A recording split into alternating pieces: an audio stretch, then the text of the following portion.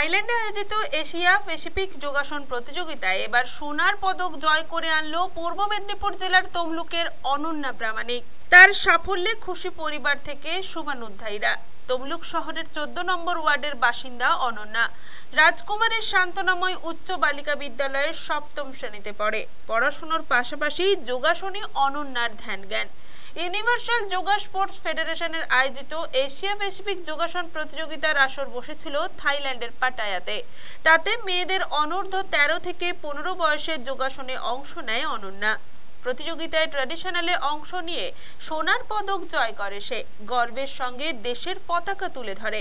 এই প্রতিযোগিতায় Germany, Sri Lanka, Thailand সহ এশিয়ার আরও অনেক দেশের প্রতিযোগীরা অংশগ্রহণ করে।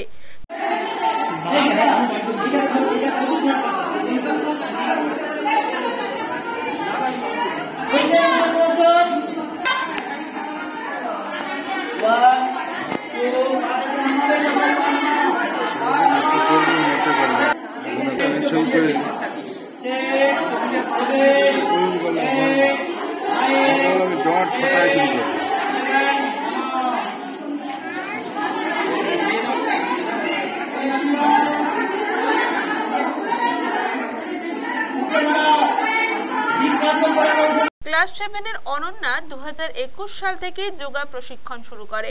তারপর জেলা ও রাজ্যের বিভিন্ন প্রতিযোগিতায় অংশগ্রহণ করে সফলতা অর্জন করে।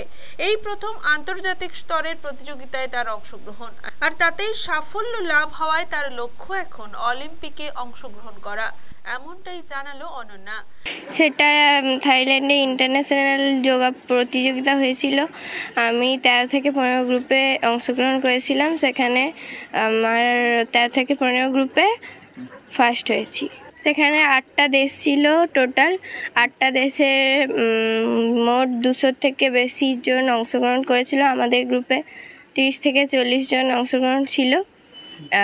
তার মধ্যে আমি ফার্স্ট হয়েছি। এটা কি তোমার এই প্রথম যাওয়া বিদেশে? হ্যাঁ, বিদেশে প্রথম গিয়েছি এবছর। খুবই ভালো লাগছে, প্রথমবার গিয়ে ফার্স্ট হয়ে এসেছি। সে আরও জানিয়েছে এই সাফল্যের জন্য প্রশিক্ষক সৌমেন সাঁতরা এবং নিখিল খোড়াইয়ের অবদান অনস্বীকার্য। আগামী দিনে তাদের সহযোগিতায় অলিম্পিকে অংশগ্রহণ করে সে সফল হতে চায়। ফার্স্ট হওয়ার কৃতিত্ব আমার স্যার সৌমেন সাঁতরা স্যার, এছাড়াও নিখিল খোড়াই স্যার, এছাড়াও আমার পরিবারকে আমি কৃতিত্ব দিতে চাই। করোনার পর 2021-22 সাল থেকে সারাদিনে বলতে সপ্তাহে 4-5 দিন। এবার লক্ষ্য আছে, এরপরে ওয়ার্ল্ড কাপ আছে, সেখানেও যাতে ভালোভাবে রেজাল্ট করতে পারি। ওয়ার্ল্ড কাপ ভাইজ্যাকে আছে। মেয়ের এই সাফল্যে বেজায় খুশি পরিবারের মা, বাবা, দাদু, ঠাকুমা থেকে প্রতিবেশীরা। তারাও চাইছে আগামী দিনে অনন্যা আরও সফলতা লাভ করুক, তমলুক জেলা এবং রাজ্য এবং দেশের মুখ উজ্জ্বল করুক। মেয়ের প্রস্তুতি করোনার আগে থেকেই শুরু করেছিলাম, কিন্তু করোনার জন্য মাঝে 2 বছর বন্ধ ছিল। করোনার পর থেকে আবার নতুনভাবে শুরু করলাম। ও যে এখান থেকে প্রাইজটা নিয়ে এসেছে, খুব ভালো লাগছে আমার একটা এত বড় মঞ্চে। তার জন্য ধন্যবাদ জানাবো UISFকে।